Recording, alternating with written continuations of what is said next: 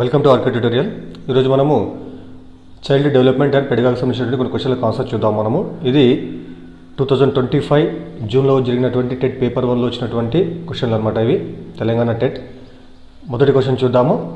మొదటి క్వశ్చన్ ఏముందంటే, ఒక అంశాన్ని బోధించే వివిధ దశలలో వివిధ పరికరాలు మరియు పద్ధతులను ఉపయోగించే ఉపాధ్యాయుడు ఉపయోగిస్తున్నది. ఒక అంశాన్ని బోధించే వివిధ దశలలో వివిధ పరికరాలు మరియు పద్ధతులను ఉపయోగించే ఉపాధ్యాయుడు ఉపయోగిస్తున్నది. మరి దీనికి ఆన్సర్ ఏమన్నా ఇక్కడ ఫస్ట్ ఆప్షన్ ఏముందంటే ఉద్దీపన వైవిధ్యము, సెకండ్ ఆప్షన్ ప్రతిస్పందన వైవిధ్యము, థర్డ్ ఆప్షన్ బహుమతులు మరియు శిక్షలు, ఫోర్త్ ఆప్షన్ పునర్భరణ షెడ్యూల్స్. మరి దీనికి ఆన్సర్ ఏమవుతుందంటే మొదటిది ఉద్దీపన వైవిధ్యము, ఉద్దీపన వైవిధ్యం అనమాట. మరి సెకండ్ చూద్దాము. ఈ దశను బోధనా ప్రక్రియ ముగింపు అని కూడా అంటారు. ఈ దశను బోధనా ప్రక్రియ ముగింపు అని కూడా అంటారు. మరి ఆప్షన్ ఏమని ఇక్కడ post active, second one pre active, third one interactive, fourth one పరిచయ దశ. మరి దీనికి ఆన్సర్ ఏమవుతుందంటే పోస్ట్ యాక్టివ్ దశను బోధనా ప్రక్రియ ముగింపు అని కూడా అంటారు. తర్వాత క్వశ్చన్ చూద్దాము.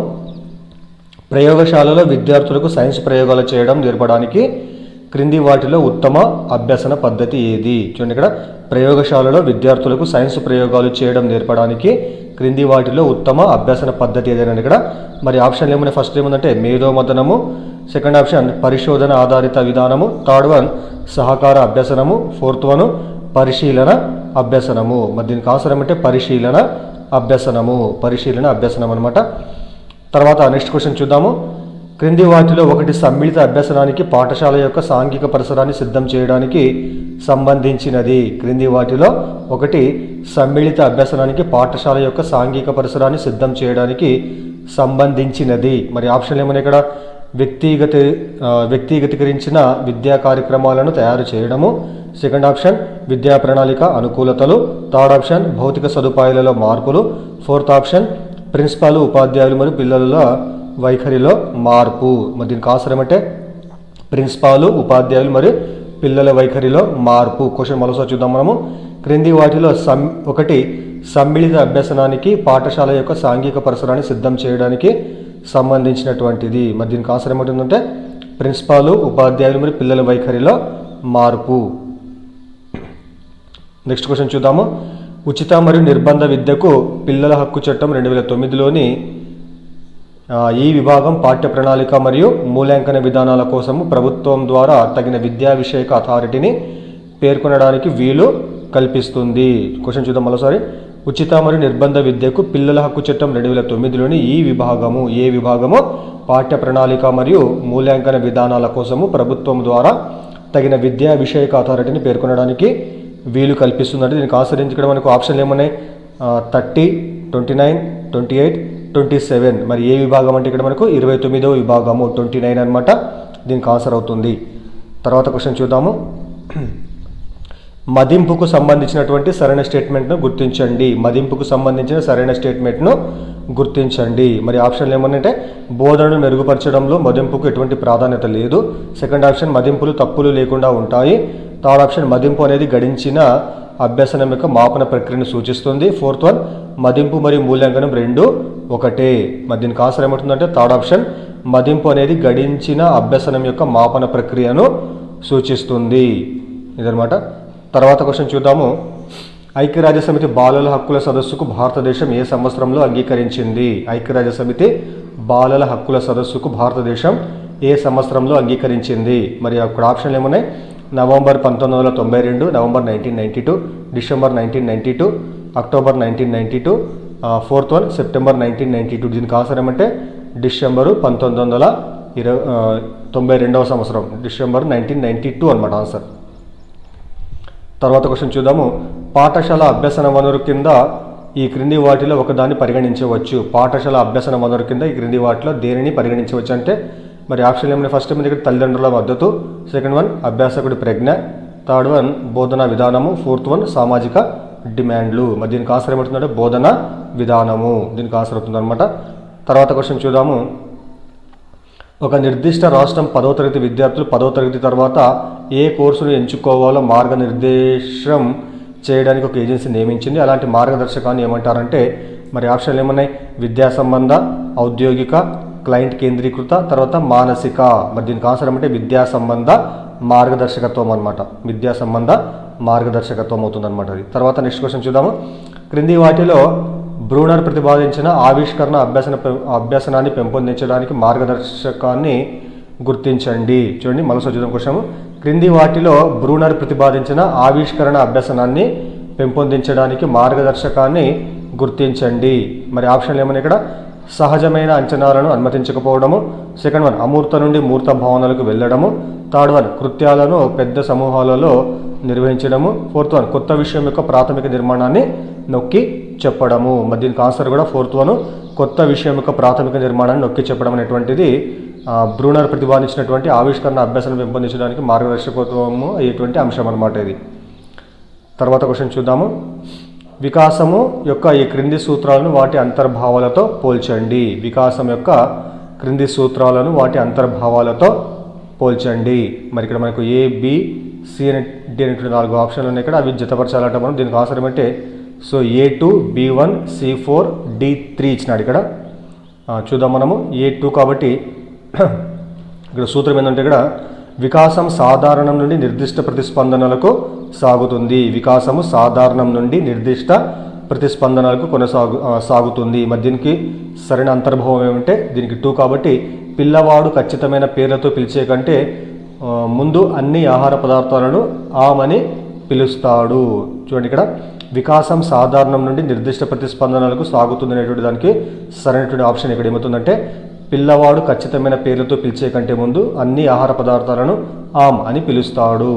తర్వాత సెకండ్ వన్ ఏముంది ఇక్కడ B1 అనేటువంటిది పరస్పర సంబంధ సూత్రము. బి పరస్పర సంబంధ సూత్రము. దీనికి సరైనటువంటి ఆప్షన్ ఏమంటే ఇక్కడ ఫస్ట్ వన్ కాబట్టి శారీరకంగా బలహీనమైన పిల్లవాడు భావోద్వేగ మరియు సాంఘిక వికాసంలో వెనుకబడి ఉండడము. పరస్పర సంబంధ సూత్రం ఇక్కడ ఏమంటే ఇక్కడ శారీరకంగా బలహీనమైనటువంటి పిల్లవాడు భావోద్వేగ మరియు సాంఘిక వికాసంలో కూడా వెనుకబడి ఉండడం అనేటువంటిది పరస్పర సంబంధ సూత్రం అనమాట.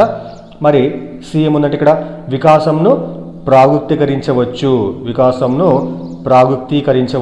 మరి దీనికి ఆప్షన్ ఏమవుతుందంటే ఇక్కడ ఫోర్త్ వన్ కాబట్టి బహిరంగ ఆటలలో పిల్లవాని కదలికలోని నమ్యత అతను మంచి క్రీడాకారునిగా మారే అవకాశాలను అంచనా వేస్తుంది. చూడండి ఇక్కడ వికాసంను ప్రాగుక్తీకరించవనేటువంటి దానికి ఆప్షన్ ఏమవుతుందంటే బహిరంగ ఆటలలో పిల్లవాని కదలికలోని నమ్యత అతను మంచి క్రీడాకారునిగా మారేటువంటి అవకాశాలను అంచనా వేస్తుంది. ఇది వికాసంను ప్రాగుక్తీకరించడానికి ఆప్షన్ ఉందన్నమాట. మరి D1 ఏముంది ఇక్కడ శిర పాదాభిముఖ వికాస సూత్రం. దీనికి ఆప్షన్ థర్డ్ వన్ కాబట్టి శిశువులు మెడ నిలపడము, కూర్చోవడము మరియు నిలబడటం వంటి వరుస వికాస నమూనాను అనుసరిస్తారు. చూడండి ఇక్కడ డీకి ఏమంటే ఆన్సర్ ఇక్కడ థర్డ్ వన్ కాబట్టి శిర పాదాభిముఖ వికాస సూత్రానికి సంబంధించినటువంటి ఆప్షన్ ఇక్కడ ఏమంటే శిశువులు మెడ నిలపడము, కూర్చోవడము మరియు నిలబడము వంటి వరుస వికాస నమూనాను అనుసరిస్తారు. ఇది ఆన్సర్ అనమాట. తర్వాత నెక్స్ట్ క్వశ్చన్ చూద్దాము. క్రింది స్టేట్మెంట్లను చదివి సరైన సమాధానాన్ని గుర్తించండి. మరి స్టేట్మెంట్లు ఇక్కడ A, B 2 ఉన్నాయి ఇక్కడ. మరి ఏ స్టేట్మెంట్ చూద్దాం మనము. యుక్త వయసుకు చేరుకోవడం మరియు పరిణతి చెందడము సార్వత్రికంగా ఒకే కాలానికి కట్టుబడి ఉండదు. యుక్త వయసుకు చేరుకోవడం మరియు పరిణతి చెందడము సార్వత్రికంగా ఒకే కాలానికి కట్టుబడి ఉండదు. ఇది ఏ ఆప్షన్ అనమాట, ఏ స్టేట్మెంట్ అనమాట.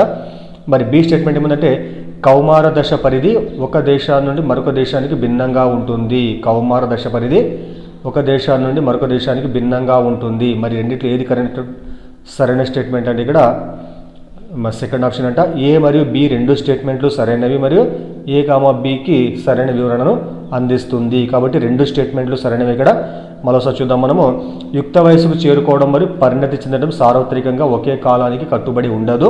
అదేవిధంగా కౌమార దశ పరిధి ఒక దేశం నుండి మరొక దేశానికి భిన్నంగా ఉంటుంది. ఈ 2 స్టేట్మెంట్లు కూడా సరైనటువంటి స్టేట్మెంట్లే కావడం జరిగింది. తర్వాత క్వశ్చన్ చూద్దాము. భావోద్వేగ అనుభవాలు మన శరీరంలోని క్రింది వ్యవస్థలలో వేటిని ప్రభావితం చేస్తాయి? భావోద్వేగ అనుభవాలు మన శరీరంలోని క్రింది వ్యవస్థలలో వేటిని ప్రభావితం చేస్తాయి? మరి ఇక్కడ చూడండి, ఇక్కడ మనకు 3 స్టేట్మెంట్లు ఇక్కడ ఏమంటే ప్రసరణ, B1 శ్వాసకోశ, C1 జీర్ణక్రియ. మరి దీనికి సరైనటువంటి సమాధానం ఏంటంటే A, B, C 3 కూడా. ప్రసరణ, శ్వాసకోశ, జీర్ణక్రియ ఈ 3 కూడా భావోద్వేగ అనుభవాలు ప్రభావితము చేస్తాయి. ఈ మూడింటిపైన భావోద్వేగ అనుభవాలు ప్రభావితము చేస్తాయి. తర్వాత క్వశ్చన్ చూద్దాము. వేదాంతు తన తండ్రి ఉద్యోగ బదిలీ కారణంగా నది ఒడ్డున ఉన్న కొత్త గ్రామానికి మారాడు. అతను కొత్త స్నేహితులను ఏర్పరచుకున్నాడు మరియు వారితో పాటు నది ఒడ్డుకు వెళ్ళేవాడు. మత్స్యకారుల పిల్లలైనటువంటి అతని వయసు స్నేహితులు చేపలు పట్టగలిగినప్పటికీ వేదాంతు పట్టలేకపోయాడు. వేదాంతు మరియు అతని స్నేహితుల మధ్య నిష్పాదనలో ఈ భేదము ఎందుకంటే, మరి దేనివల్ల వీరి మధ్య భేదం ఉందంటే, మరి దీనికి ఆప్షన్ ఏమంటే ప్రజ్ఞ, సంస్కృతి, ఆలోచన, వయస్సు. మరి దీనికి ఆన్సర్ ఏమంటే సంస్కృతి అనమాట. కల్చర్, అక్కడ ఉన్న వాళ్ళ యొక్క కల్చర్ వల్ల వేదాంతు వారితో పాటుగా చేపలను పట్టలేకపోయాడు. తర్వాత క్వశ్చన్ చూద్దాము. కుమార్ 1 సంవత్సరం వయసున్న బాలుడు. అతని తల్లి అతనికి క్రమానుసారం ఆహారం పెట్టదు. కొన్నిసార్లు అతను ఆకలితో ఏడ్చినప్పుడు కూడా పెట్టదు. ఎరిక్సన్ ప్రకారం పిల్లవాడు ఈ భావనను పెంచుకోవచ్చు. మధ్య ఏ భావన పెంచుకుంటాడంటే ఆప్షన్ చూద్దాం మనము. అపరాధ భావన, సంశయము, అపనమ్మకము, తర్వాత న్యూనత. మరి దీనికి ఆధారం అంటే అపనమ్మకాన్ని పెంచుకోవచ్చు. తర్వాత క్వశ్చన్ చూద్దాము. తన పసికందుతో ఆడుకుంటున్న హేమ లేచి వెళ్ళిపోయింది. ఆ పసికందు తన తల్లి కోసము ఇక్కడక్కడ వెతికి తల్లి కనిపించకపోవడంతో ఏడవడం ప్రారంభించింది. ఫియాజే సంజ్ఞానాత్మక వికాసం ప్రకారము పసికందులో ఈ భావన అభివృద్ధి చెందింది. మరి దీనికి ఆప్షన్ ఏమన్నా ఇక్కడ గ్రహించడము, సెకండ్ వన్ వివేచనము, థర్డ్ వన్ అహం కేంద్రవాదము, ఫోర్త్ వన్ వస్తు స్థిరత్వము. మరి దీనికి ఆన్సర్ ఏమంటే వస్తు స్థిరత్వం అనమాట. తర్వాత నెక్స్ట్ క్వశ్చన్ చూద్దాము. క్రింది వాటిలో ఏది ఆలోచనను ప్రతిబింబించదు. మరి ఆప్షన్ ఏమన్నా ఇక్కడ ఫస్ట్ వన్ లక్ష్యాన్ని ఏర్పరచుకోవడము, సెకండ్ వన్ మానసిక కృత్యము, థర్డ్ వన్ యాంత్రిక విద్య, ఫోర్త్ వన్ ప్రతీకాత్మక కృత్యము. మరి దీనికి ఆప్షన్ ఏమంటే ఇక్కడ యాంత్రిక చర్య అనేటువంటిది ఆలోచనను ప్రతిబింబించదు. కానీ ఆలోచనను ప్రతిబింబించేటువంటి అంశాలు ఇక్కడ ఏమంటే లక్ష్యాన్ని ఏర్పరచుకోవడము, తర్వాత మానసిక కృత్యము, అదేవిధంగా ప్రతీకాత్మక కృత్యం. ఇవన్నీ కూడా ఆలోచనను ప్రతిబింబించేటువంటి అంశాలు అన్నమాట. తర్వాత క్వశ్చన్ చూద్దాము. అంతర్వర్తనుడు మరియు బహిర్వర్తనుడు అనేటువంటి పదాలు దీని రకాలను వర్ణించేటువంటి పదాలు. అంతర్వర్తనుడు తర్వాత బహిర్వర్తనుడు అనేటువంటి పదాలు దీని రకాలను వర్ణించేటువంటి పదాలు అంటే వీటినంటే అది ఇక్కడ ఆప్షన్ ఏమన్నా ఇక్కడ ఆలోచన, సెకండ్ వన్ ప్రజ్ఞ, థర్డ్ వన్ సాధన, ఫోర్త్ వన్ మూర్తిమత్వం. మరి ఆప్షన్ దీనికి ఆన్సర్ ఏమంటే మూర్తిమత్వం అనమాట. మూర్తిమత్వం అనేటువంటి దానిలో అంతర్వర్తనుడు బహిర్వర్తనుడు పదాలను మనం ఉపయోగించడము జరుగుతుందన్నమాట. తర్వాత క్వశ్చన్ చూద్దాము. చారు పనిచేస్తున్న కంపెనీ నష్టాల్లో ఉండటంతో ఆమె ఉద్యోగం కోల్పోయింది. చారు చాలా బాధలో ఉంది. ఆ రాత్రి ఆమె తల్లి చారు గదులకు వెళ్ళినప్పుడు చారు చాలా సంవత్సరాలుగా లోపల దాచిన తన చిన్ననాటి సాఫ్ట్ బొమ్మను కౌగిలించుకుని నిద్రపోతుంది. ఇది ఈ రక్షక తంత్రానికి ఉదాహరణ. దీనికి ఆన్సర్ ఏమంటే ఆప్షన్ ఏమన్నా ఇక్కడ దమనము, ప్రతిగమనము, హేతుకీకరణము, తర్వాత పరిహారము. మరి దీనికి ఆన్సర్ ఏమంటే ప్రతిగమనం అనమాట. తర్వాత క్వశ్చన్ చూద్దాము. ఒక పరిశోధకుడు ఒక నిర్దిష్ట పాఠశాలలో చదువుతున్న విద్యార్థుల సాంఘికత లక్ష్యాన్ని అధ్యయనం చేస్తున్నాడు. ఒక పరిశోధకుడు ఒక నిర్దిష్ట పాఠశాలలో చదువుతున్న విద్యార్థుల సాంఘికత లక్షణాన్ని అధ్యయనం చేస్తున్నాడు. అతను విద్యార్థులకు తెలిసిన వ్యక్తులు అతి నిమ్న నుండి అతి అధిక వరకు గల 5 పాయింట్ డిగ్రీలలో లక్షణాన్ని సూచించగల ఒక సాధనని అభివృద్ధి చేశాడు. ఇక్కడ అభివృద్ధి చేసినటువంటి సాధనము ఏమిటంటే దీనికి ఆప్షన్ ఏమి ఇక్కడ శోధిక, ప్రశ్నావళి, నిర్ధారణ మాపని, అదేవిధంగా సంఘటన రచనాత్మక రికార్డు. మరి దీనికి ఆన్సర్ ఏమంటే నిర్ధారణ మాపని. మరోసారి చూద్దాం మనము. ఒక పరిశోధకుడు ఒక నిర్దిష్ట పాఠశాలలో చదువుతున్న విద్యార్థుల సాంఘికత లక్షణాన్ని అధ్యయనము చేస్తున్నాడు. అతను విద్యార్థులకు తెలిసిన వ్యక్తులు అతి నిమ్న నుండి అతి అధిక వరకు గల 5 పాయింట్ల డిగ్రీలతో లక్షణాన్ని సూచించగల ఒక సాధనను అభివృద్ధి చేశాడు. ఇక్కడ అభివృద్ధి చేసిన సాధనం పేరు ఏమంటే ఇక్కడ నిర్ధారణ మాపని. తర్వాత క్వశ్చన్ చూద్దాము. క్రింది స్టేట్మెంట్ అని చదవండి. జాతి, సంస్కృతి, లింగము మొదలైన వాటితో సంబంధం లేకుండా నవజాత శిశువు అతను లేదా ఆమె పుట్టినప్పటి నుండి అనేక విషయాలను నేర్చుకుంటాడు మరియు అభ్యసనానికి వయోపరిమితి లేకుండా అన్ని రంగాలలో ప్రవర్తనలో మార్పులను ప్రదర్శిస్తాడు. ఈ స్టేట్మెంట్ నుండి చేయలేని తీర్మానం ఏమంటే ఇక్కడ మరి ఆప్షన్ ఏమన్నాయి? అభ్యసనం ఎల్లప్పుడూ సానుకూలంగా ఉంటుంది. సెకండ్ వన్ అభ్యసనం నిరంతరంగా ఉంటుంది. థర్డ్ వన్ అభ్యసనం సార్వత్రికమైనటువంటిది. ఫోర్త్ వన్ అభ్యసనం అనేది చలనాత్మక, సంజ్ఞానాత్మక మరియు భావావేశ రంగాలతో కూడి ఉన్న సమగ్ర ప్రక్రియ. మరి దీనికి ఆన్సర్ ఏమంటే అభ్యసనం ఎల్లప్పుడూ అభ్యసనం ఎప్పుడు సానుకూలంగా ఉంటుంది. అభ్యసనం ఎల్లప్పుడూ సానుకూలంగా ఉంటుంది. దీన్ని మనము తీర్మానం చేయలేనటువంటి అంశం అన్నమాట ఇది. తర్వాత క్వశ్చన్ చూద్దాము. ఒక వ్యక్తి తన తల్లిని సంతోషపెట్టడానికి అధికారి కావాలని అనుకున్నాడు. అతను దీనితో ప్రభావితం కావడం వల్ల కష్టపడి పనిచేశాడు మరి విజయం సాధించాడు. మరి దీనికి ఆప్షన్ ఏమన్నా ఇక్కడ? అభ్యసన సామాగ్రి, ఉపాధ్యాయుడు, జీతము, తర్వాత లక్ష్యం అనమాట. మరి దేనివల్ల అతను ఈ విధంగా మారినంటే లక్ష్యం వల్ల అతను విజయం సాధించాడు అనమాట. చూడండి, ఇక్కడ ఒక వ్యక్తి తన తల్లిని సంతోషపెట్టడానికి అధికారి కావాలనుకున్నాడు. అతను దీనితో ప్రభావితం కావడం వల్ల, దేంతో అంటే అతని లక్ష్యంతో ప్రభావితం కావడం వల్ల అతను కష్టపడి పనిచేశాడు మరి విజయము సాధించాడనమాట. తర్వాత క్వశ్చన్ చూద్దాము. థారండెక్ యొక్క ఈ అభ్యసన నియమము అభ్యసనంలో పునరావృతం యొక్క అవసరాన్ని నొక్కి చెబుతుంది. థారండెక్ యొక్క ఈ అభ్యసన నియమము అభ్యసనంలో పునరావృతం యొక్క అభ్యసనాన్ని నొక్కి చెబుతుంది. మరి దేంటంటే ఇక్కడ ఆప్షన్ ఏమని? ఇక్కడ సంసిద్ధత నియమము, అభ్యాస నియమము, ఫలిత నియమము, సారూప్యత నియమము. దీనికి ఆన్సర్ ఏమంటే అభ్యాస నియమము. థారండెక్ యొక్క అభ్యాస నియమము అభ్యసనంలో పునరావృతం యొక్క అవసరాన్ని నొక్కి చెబుతుంది. తర్వాత క్వశ్చన్ చూద్దాము. శాస్త్రీయ నిబంధన సిద్ధాంతం ప్రతిపాదించిన నిర్బంధిత ప్రతిస్పందన తిరిగి కనిపిస్తుందనే అయత్న సిద్ధ స్వాస్థ్యం భావన అభ్యసనంలో ఇది జరిగిందని చూపిస్తుంది. మరి దీనికి ఆప్షన్ ఏమని? ఇక్కడ అణచివేయబడింది, తప్ప మర్చిపోబడలేదు, శాశ్వతంగా మర్చిపోబడింది, నమ్యమైనది, అదేవిధంగా చేతనమైనది. మరి దీనికి ఆన్సర్ ఏమంటే అణచివేయబడింది తప్ప మర్చిపోబడలేదు. మరోసారి చూద్దాం మనము. శాస్త్రీయ నిబంధన సిద్ధాంతం ప్రతిపాదించిన నిర్బంధిత ప్రతిస్పందన తిరిగి కనిపిస్తుందనే అయత్న సిద్ధ స్వాస్థ్యము భావన అభ్యసనంలో ఇది జరిగిందని చూపిస్తుందంటే అణిచివేయబడింది తప్ప మర్చిపోబడలేదు అంటే తిరిగి గుర్తుకు రావడం అన్నమాట అది. తర్వాత స్కిన్నర్ ప్రకారము మెరుగైన నిష్పాదనను సాధించడానికి క్రమానుసారంగా ఈ పునర్బలన నియమాలతో ప్రారంభించి ముగించాలి. స్కిన్నర్ ప్రకారము మెరుగైన నిష్పాదనను సాధించడానికి క్రమానుసారంగా ఈ పునర్బలన నియమాలతో ప్రారంభించి ముగించాలి. మరి ఇక్కడ ఆప్షన్ ఏమని? ఇక్కడ స్థిర విరామ పునర్బలన నియమం మరియు స్థిర నిష్పత్తి పునర్బలన నియమం అంటే ఫస్ట్ వన్. సెకండ్ ఏముంది? చరశీల పునర్బలన నియమము మరియు నిరంతర పునర్బలన నియమము. థర్డ్ వన్ నిరంతర పునర్బలన నియమం మరియు చరశీల పునర్బలన నియమము. ఫోర్త్ ఏముందంటే స్థిర నిష్పత్తి పునర్బలన నియమము మరియు స్థిర విరామ పునర్బలన నియమము. మరి దీనికి ఆన్సర్ ఏమవుతుందో థర్డ్ వన్ నిరంతర పునర్బలన నియమము మరియు చరశీల పునర్బలన నియమము. ఇది దీనికి ఆన్సర్ కావడము జరుగుతుందన్నమాట. నెక్స్ట్ వన్ చూద్దాము. నెక్స్ట్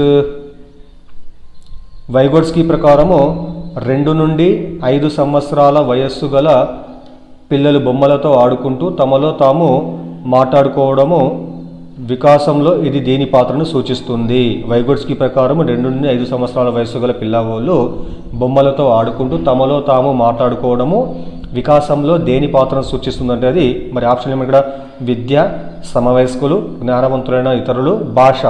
మరి దీనికి ఆన్సర్ ఏమంటే భాష అనమాట. తర్వాత క్వశ్చన్ చూద్దాము. ఈ రంగంలో అభ్యసనం ఎక్కువగా శారీరక మరియు చలన వికాసానికి సంబంధించిన నైపుణ్యాలకు సంబంధించినటువంటిది. ఏ రంగంలో అభ్యసనం ఎక్కువగా శారీరక మరియు చలన వికాసానికి సంబంధించినటువంటి నైపుణ్యాలకు సంబంధించిందంటే మీకు ఆప్షన్ ఏమన్నా? ఇక్కడ సంజ్ఞానాత్మక, చలనాత్మక, భావావేశ, సాంఘిక. మరి దీనికి ఆన్సర్ ఏమంటే చలనాత్మక. తర్వాత క్వశ్చన్ చూద్దాము. బహుమతులు పొందడానికి ఎక్కువ సమాజ సేవ చేసేటువంటి వ్యక్తి యొక్క ప్రేరణ. బహుమతులు పొందడానికి ఎక్కువ సమాజ సేవ చేసేటువంటి వ్యక్తి యొక్క ప్రేరణ. మరి దీనికి కింది ఇచ్చిన ఆప్షన్ దీనికి సరిపోతుందంటే అది బహిర్వర్తనమైనటువంటిది, అంతర్వర్తనమైనటువంటిది, సహజమైనటువంటిది. Fourth one భావోద్వేగమైనటువంటిది. మరి దీనికి ఆన్సర్ ఏమంటే బహిర్వర్తనమైనటువంటిది. నెక్స్ట్ క్వశ్చన్ చూద్దాము. కిరీట్ ఒక వస్తువును కొరియర్ ద్వారా డెలివరీ చేయమని ఆన్లైన్లో ఆర్డర్ చేస్తాడు. ఇచ్చిన ఐడి నెంబరు 9701238876. అతను ఈ నంబర్ను 970, 123, 826 గుర్తుంచుకున్నాడు. ఈ విధంగా కంఠస్థం చేసేటువంటి పద్ధతిని ఏమంటారంటే ఆప్షన్ ఏమన్నా? ఇక్కడ వల్లె వేయడము, రాగయుక్తము, సమూహీకరణము, తర్వాత పునరావృతం అనమాట. మరి దీనికి ఆన్సర్ ఏమంటే సమూహీకరణము, గ్రూపింగ్ అనమాట. అంటే ఇచ్చిన నెంబర్ను వాడు సో గ్రూపులుగా చేసి గుర్తుంచుకోవడానికి ఏమంటారు ఇక్కడ మనకు సమూహీకరణం అని అనడము జరుగుతుంది. తర్వాత చివరి క్వశ్చన్ చూద్దాం మనము. అభ్యసన బదలాయింపు యొక్క ప్రధానమైనటువంటి విద్యా సంబంధ అంతర్భావం ఏమంటే ఒక సందర్భంలో అభ్యసించినది ఈ రకంగా ఇంకో సందర్భంలో అన్వయించగల సామర్థ్యం కలిగి ఉంటుంది. మరి దీనికి ఆప్షన్ ఏమని ఇక్కడ ద్విపార్శ్వంగా ఉంటుంది మాత్రమే, సానుకూలంగా మాత్రమే, ప్రతికూలంగా మాత్రమే, సానుకూలంగా లేని ప్రతికూలంగా. మరి దీనికి ఆప్షన్ ఏమంటే ఇక్కడ సానుకూలంగా లేని సానుకూలంగా లేదా ప్రతికూలంగా కూడా ఉండొచ్చు అనమాట. మరోసారి చూద్దాం మనము. అభ్యసన బదలాయింపు యొక్క ప్రధానమైనటువంటి విద్యా సంబంధ అంతర్భావం ఏమంటే ఒక సందర్భంలో అభ్యసించినది ఈ రకంగా అంటే ఏ రకంగా అంటే సానుకూలంగా లేదా ప్రతికూలంగా ఇంకో సందర్భంలో అన్వయించగల సామర్థ్యం కలిగి ఉంటుంది. అంటే దీనికి ఆప్షన్ మనకి ఏంది సానుకూలంగా లేదా ప్రతికూలంగా అనమాట. సో ఇవి చైల్డ్ డెవలప్మెంట్లో వచ్చినటువంటి క్వశ్చన్లు అనమాట. దయచేసి వీడియోని లైక్ చేయండి, అదేవిధంగా ఛానల్ని సబ్స్క్రైబ్ చేయండి. Thank you.